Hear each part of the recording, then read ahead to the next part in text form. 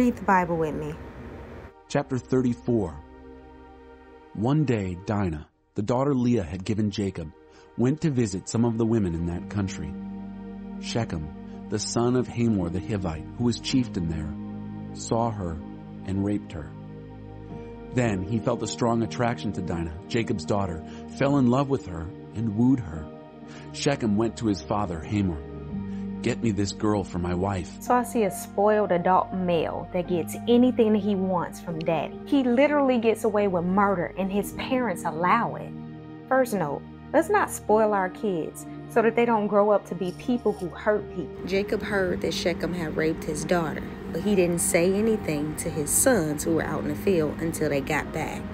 First of all, it's too late. You should have responded right away. Strike two, I didn't read anywhere where he's praying to God or asking God for counsel or what to do. And the next part talks about him actually negotiating with Shechem and his father about him marrying his daughter Dinah. Wrong.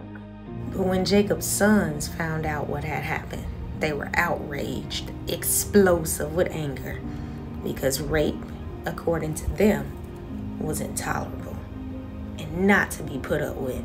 And now her brothers come in during this meeting that their dad is having with Shechem and his father. So dad is actually considering it. Dinah's currently at Shechem's house, but her brothers?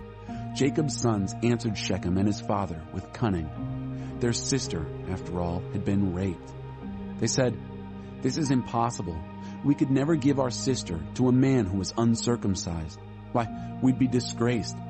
The only condition on which we can talk business is if all your men become circumcised like us.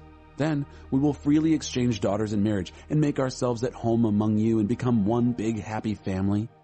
But if this is not an acceptable condition, we will take our sister and leave." Because they responded in a cunning and disrespectful way, them using this whole religious thing is actually a plan for them to come up with a way to rescue their sister back. So Shechem, his father, and all of the men in the town actually agreed to get circumcised. 3 days after the circumcision, while all the men were still very sore, 2 of Jacob's sons, Simeon and Levi, Dinah's brothers, each with his sword in hand, walked into the city as if they owned the place and murdered every man there. Also killed Hamor and his son Shechem, rescued Dinah from Shechem's house, and left. When the rest of Jacob's sons came on the scene of slaughter, they looted the entire city in retaliation for Dinah's rape. Flocks, herds, donkeys, belongings, everything, whether in the city or the fields, they took. And then they took all the wives and children captive and ransacked their homes for anything valuable. Sadly, this chapter ends with Jacob caring more about his reputation, saying, "You make my name stink amongst all of the people of this land." But the sons had something else to say. They said, "Ain't nobody gonna treat our sister like a hoe and get by with it." I've been stuck with this chapter because I didn't want to put my opinions in it. I had to pray about how do we apply this or respond if something like this happened to us. And this is what Holy Spirit gave me. In this case with Maya Angelou, God can use anything to bring out the best in anybody. But disaster struck when their mother's live-in boyfriend, Mr. Freeman, seduced and violently raped Angelou. After a brief court trial, Freeman was sentenced to jail. He never made it. Their mother's brothers beat him to death behind a slaughterhouse. Hospitalized for her injuries and traumatized, Angelou returned home a changed child. She would not talk or smile.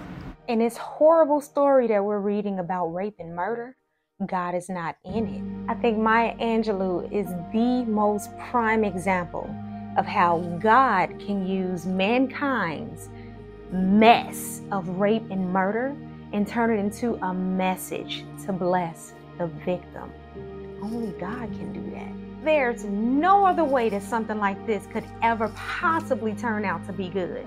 Now, the part that this encyclopedia article does not mention is because Maya Angelou didn't talk for years, she actually studied and read books and poetry. And when she did finally begin to open up her mouth and express herself, she gave.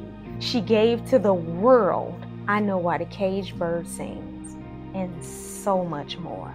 And so, as disturbing as this message was, I pray that we all see that in the midst of man's mistakes, God can use all of mankind's messes and turn it into beautiful messages.